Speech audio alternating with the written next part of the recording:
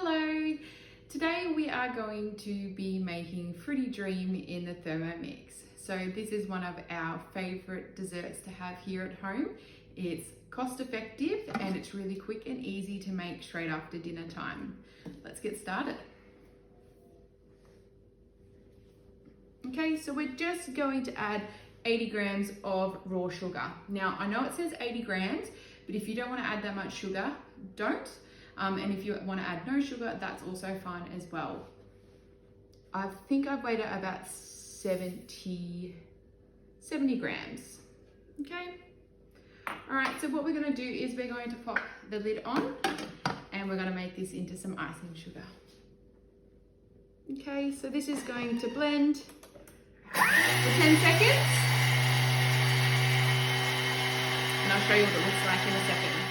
So with the Thermomix, you don't ever need to buy icing sugar ever again. It's as simple as adding your raw sugar or your normal sugar into the Thermomix and blending it on speed 9 to 10. And you're going to have, as you can see, there is all that sugar dust in the air. Let's blend it down nice. Okay, so the next step is we're going to add our butterfly whisk. Now it is important when inserting the butterfly whisk to put it behind the highest blade on the blunt side, okay? If you need help being shown how to do that, please let us know. Okay, now we're gonna add in 1 raw egg.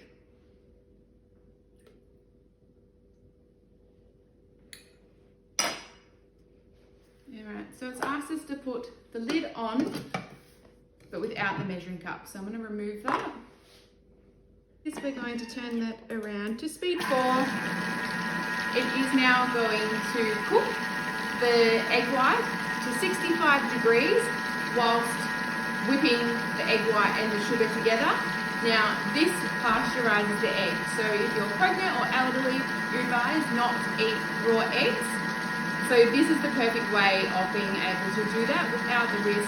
So I guess I'd challenge you to do this on a stovetop and get it to that perfect temperature without cooking the egg white and having scrambled eggs, as opposed to a perfectly whipped Swiss meringue. It's definitely a nice little feature to have. So that's just going to keep whisking that. So this is going to make like the perfect sorbet ice cream. So it's a really, really exciting thing to actually make. So we've got another 40 seconds to go.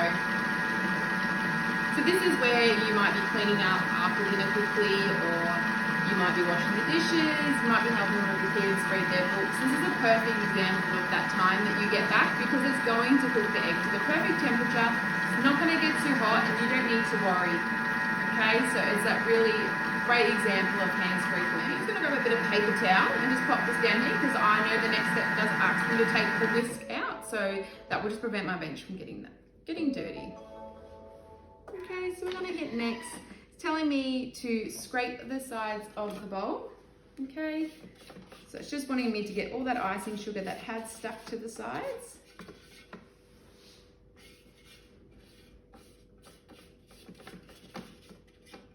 Okay.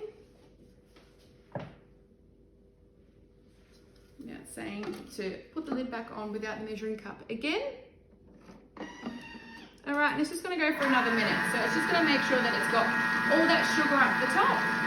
And it's going to make sure it blends it all in and it's nice, smooth and nicely whipped. Okay, so that step has now finished.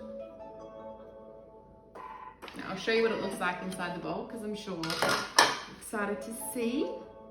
So it is asking me to remove the whisk. Okay, I'm just going to give that a bit of a bash, because it does have the whipped meringue on there. I'll just show you what it looks like for now.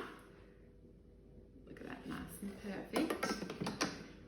Okay, so now we're going to add 650 grams of frozen fruit. Now, you can do any blend of any fruit that you like. If you want to use blueberries or bananas, whatever mix that you think is good. So I've got a blend of mangoes, raspberries and strawberries. I'm just going to make sure that my scales are on 0. You want to make sure your scales are always on 0 when you start your next step.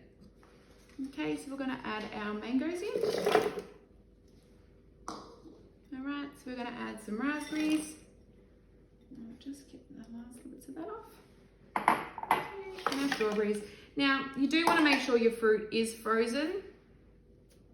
Okay, so now we're going to pop the lid on, and it does have a little video on the front of the Thermomix that you can watch.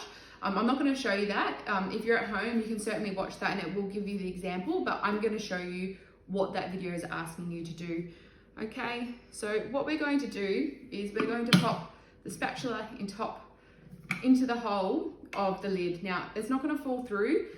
This area will stop it. So it has been designed that the spatula can go in and it's never going to hit those blades. All right, so we're just going to put it on blend. It's just going to chop everything. Okay.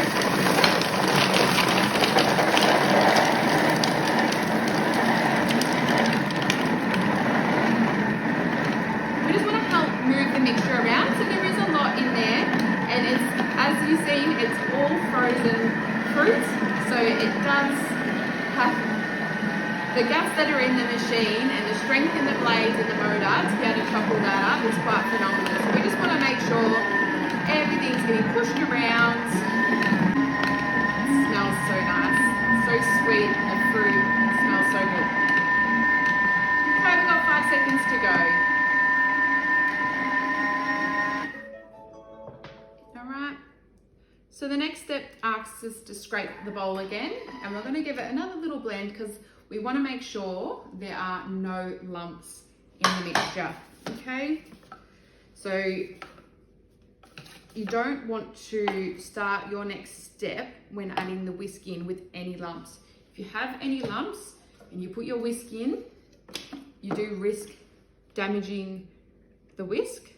You risk damaging the whisk, okay? We don't want that to happen, all right? So with your whisk, you should never put it on over speed 4. That is the highest speed it should ever go. So when inserting it, Cookie Dough will never tell you to put it over speed 4, but if you're doing a manual recipe, please keep that in mind. Okay, so the next step is telling us to reinsert the whisk. But I just want to give you a look into what that looks like. So that's all our fruit. The egg, it's all blended up nicely. There are no lumps. One thing I do like to do is just to move the mixture off the blades so that I can see where the highest blade is. So when I'm inserting our whisk, I know exactly where I need to put it, okay? So that's in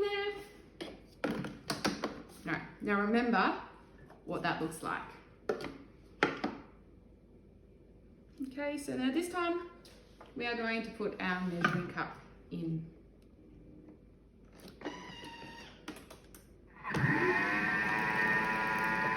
So this is a great dairy-free ice cream that you can make for anyone who has any intolerances, and also you can omit the egg. So if you can't have egg, you can just omit that. It won't obviously have the exact same texture at the end, but it's still 100% delicious and really enjoyable. So nobody has to miss out. All right, so can you remember what it looked like?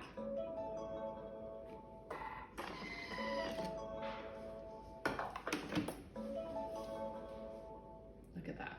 It amazes me still so much. I remember the first time I made it, I was in shock, and it's still just as amazing today. So what I'm going to do is I'm going to remove the whisk. Now once again, I do like just to push the mixture off the whisk, so when I'm lifting it up it's a bit easier. I'm actually surprised one of the kids hasn't come sniffing around knowing I was making this, because as you can imagine, with any baking and any sort of dessert, everybody loves to lick this whisk. Okay, so I'm just not going to worry too much about that for the moment. As I said, I've got that paper towel there just to help. All right, now it's going to tell me I can serve this immediately, or I can put it into a glass container and pop it in the freezer. Now it's quite early here, we haven't had dinner yet, so what I'm going to do, I'm going to pop this into this glass container, and I'm going to pop it in the freezer, and we're going to have it for dessert tonight. All right, there we go. So today we made the Fruity Dream. That's perfect. Now just remember, if you have any questions, please reach out. No questions too big or too small, and we're always happy to help. But have a nice day, guys.